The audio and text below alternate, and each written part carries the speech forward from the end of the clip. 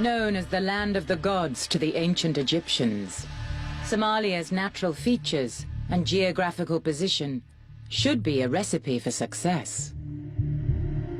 So in the Horn of Africa, during the colonial period, there was an interesting mix of people who were vying for control of that particular very strategic area that kind of goes up towards the Gulf states into the Red Sea. And so you had European powers, including the French, the Italians, the British, all competing for control of the territories. For years, Somalian merchants traded spices and commodities from her ports to and from the Indian subcontinent. So it's no wonder that European colonialists wanted to gain control of her ports in the rich waters of the Gulf of Aden. In the 1880s, Somalia was carved up by the British, French and Italians. Kenya and Ethiopia also took a share.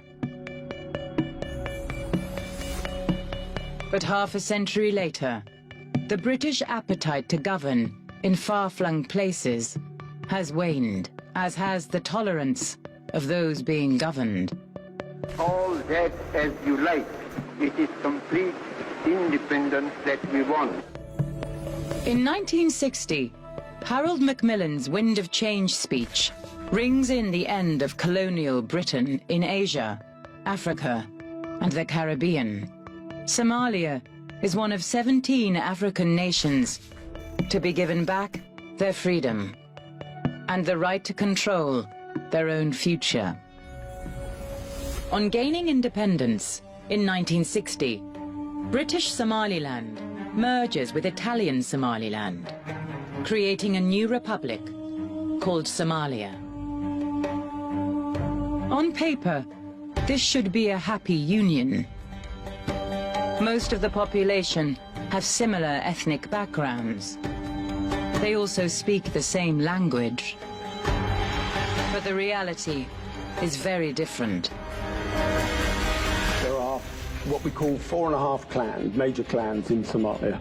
And then the other half is made up of hundreds. Every clan is made up of sub-clans, is made up of families. There's an old motto in Somalia that first my clan, then my sub-clan, then my family, then myself, and only myself really matters. These hundreds of clans will battle and fight for power and land, making Somalia ungovernable.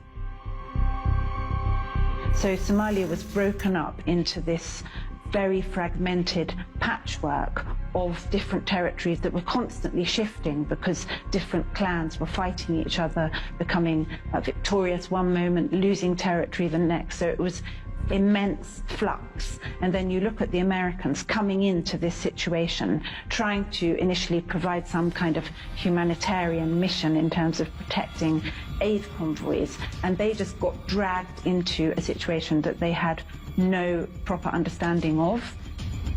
A situation which will ultimately boil over, leading to some of the most vicious terrorist attacks the world has ever seen, and the loss of many thousands of lives.